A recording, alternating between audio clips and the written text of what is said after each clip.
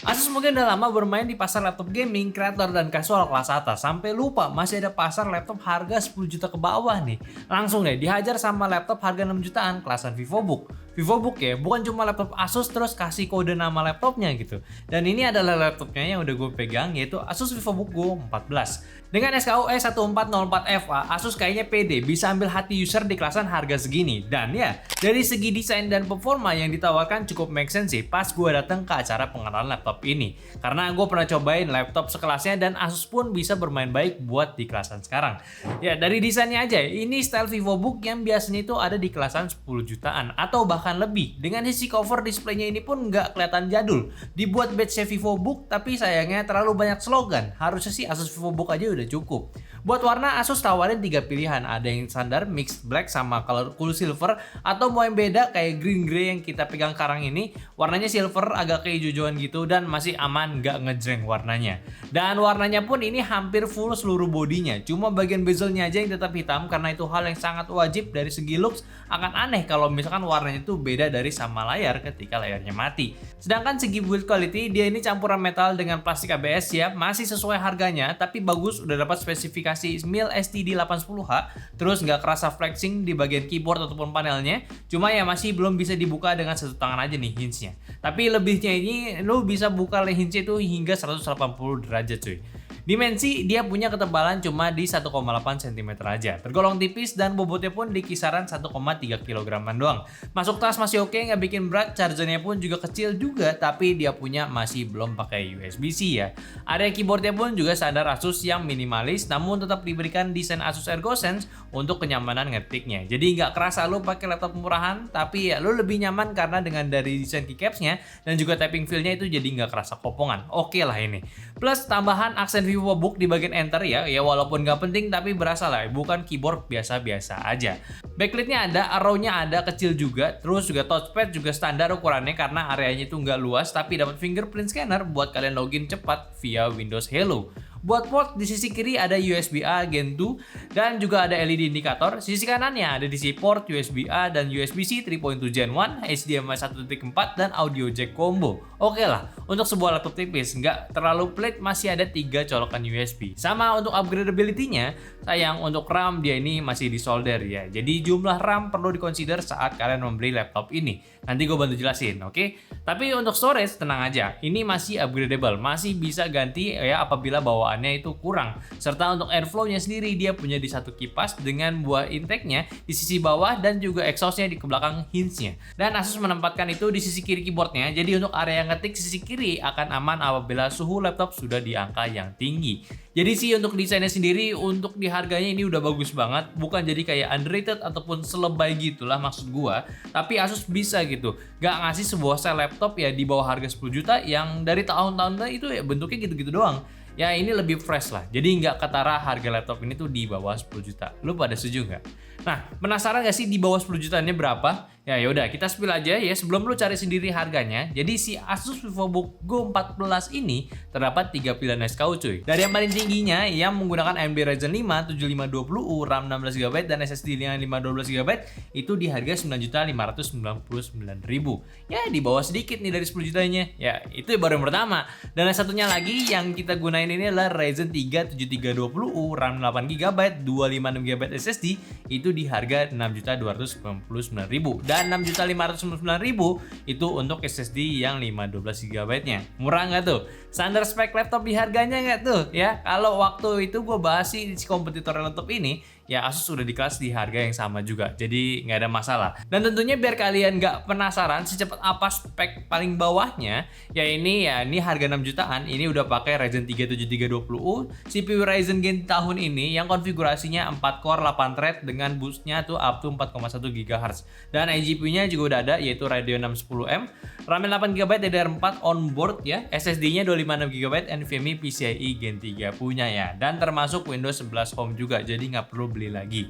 Ya, dari spek laptop ini pun juga udah lumayan buat di harganya karena emang penggunaan CPU Ryzen 3 sekarang memang di harga segini. Speed performance-nya pun ya sama kayak laptop dengan spek yang sama dari Cinebench R15-nya, terus juga Cinebench R23-nya pun juga kurang lebih sama, serta untuk performance iGPU-nya pun berikut juga sama performance-nya, serta di pengetesan PC Mark X untuk multitasking penggunaan udah dapat skor yang oke juga. Serta untuk PCIe 3 ya, PCIe Gen 3-nya maksud gua itu pun juga punya speed yang di angka yang sandaran, nggak terlalu lambat, nggak terlalu kenceng juga. Gue sih suka ya karena nggak ada performance yang dilambat-lambatin dibanding dengan yang gue cobain dulu. Jadi ini masih oke lah laptopnya. Tapi sayang nih, untuk main game yang kita tes di 720p, semenjak CSGO itu udah nggak Go lagi, tapi jadi CS2 ya, si engine baru, performance-nya pas banget dapat di rata-rata 60 fps doang nih. Yang harusnya tuh CSGO dulu itu bisa di 80 fps. Ya ini sih efek dari engine baru sih. Tapi oke lah, buat iseng-isengan masih bisa. Atau kalau mau main game yang lebih aman, main game aja Valorant ini masih bisa dapat rata-rata FPS 100 di untuk settingan lowest-nya. Atau yang paling aman main game ringan jadul aja sih. Atau ya dipakai buat sesuai peruntukannya aja, kayak buat office ataupun kerjaan tugas gitu, masih bisa banget.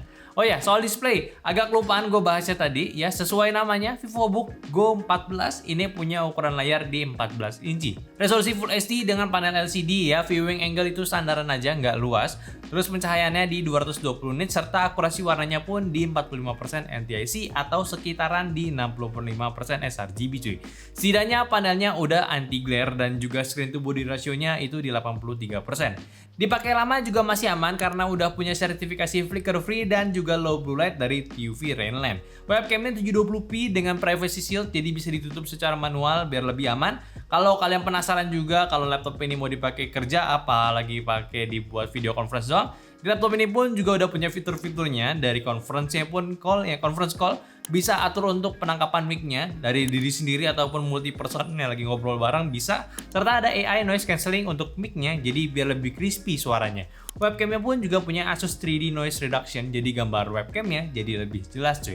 Terus juga speaker dia udah langganan dengan Sonic Master punya kualitas suara yang oke untuk di kelasnya, tapi sayang untuk tingkat volume gua ngerasa ini udah kenceng, cuma kurang menggelegar aja sih. Sisanya laptop ini punya konektivitas wireless yang oke banget di Wi-Fi 6E, so jaringan bakalan aman dari bandwidth dan juga sinyal pelangkapannya. Baterainya pun punya di 42 Wh dengan pengecasan fast charging yang klaimnya itu udah 60% dalam 49 menit. Dan ketahanan baterai sendiri pun karena menggunakan komponen yang efisiensinya udah oke, jadi laptop ini nggak gampang boros baterainya. Ya tetap sesuaiin sama penggunaan sih, balik lagi ya. Jadi simpulannya nih, ya ini adalah laptop budget Asus yang menurut gue sih udah worth buat di kelas ya. Terutama yang kita coba ini adalah yang terendahnya yaitu 6 jutaan ataupun 6299.000 gitu ya. Paling yang perlu diperhatikan buat kalian ya, yang pastinya kalau kalian nggak cocok itu harus upgrade ke spek yang lebih tingginya ya, itu hal wajar sebenarnya. Yaitu pertama dari segi RAM-nya masih onboard punya. Jadi kalau kalian kebutuhan itu multitasking tinggi seperti penggunaan Chrome sampai berpuluh-puluh tabs dengan aplikasi Office yang berjalan juga, ya mungkin kalian perlu consider yang 16 GB untuk kenyamanan serta kelancaran jangka panjang ya.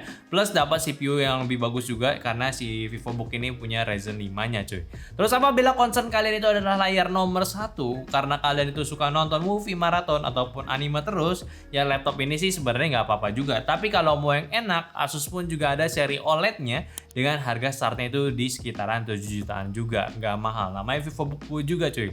Ya itu sih concern gua soal laptop ini. Sisanya ini udah worth the price. Di harganya udah mendapatkan tipe CPU yang lebih baru biar kenyamanan kalian gunain jangka panjang pun lebih terjamin. Dan keleluasan kalian pun masih bisa upgrade SSD, masih bisa jadi bisa tuker tambah sesuai kebutuhan kalian untuk storage-nya. Terus penggunaan laptop seperti ini cocok buat lo yang memang nggak punya demand besar dalam penggunaannya. Seperti gue bilang tadi, sekedar office aja atau ya basis web kerjaannya yang memang nggak membutuhkan spesifikasi laptop tinggi cuy. Tapi yang terpenting buat lo ambil laptop ini keunikannya sih lo bisa dapat desain laptop yang nggak gitu-gitu aja. Nggak sekedar silver hitam yang ditempel logo Asus di tengahnya. Nggak gitu. Punya variasi tersendiri yang biasanya itu ada di harga di atas 10 jutaan cuy. Jadi gimana menurut kalian sama laptop Asus yang murah satu ini? Yang baru juga ya. Oke, mungkin aja dulu pembahasan gue dari Asus VivoBook Go 14. Tolong bantu share video ini ke teman-teman kalian yang lagi butuh laptop baru harga 10 juta ke bawah. batuk gue. Jangan lupa kasih pendapatnya di kolom komentar, sama like video ini kalau kalian suka, dan follow semua sosial media kita yang ada di Instagram, TikTok, Facebook, Discord yang semua linknya ada di deskripsi. Dan sampai jumpa di video nyantai selanjutnya. Bye bye.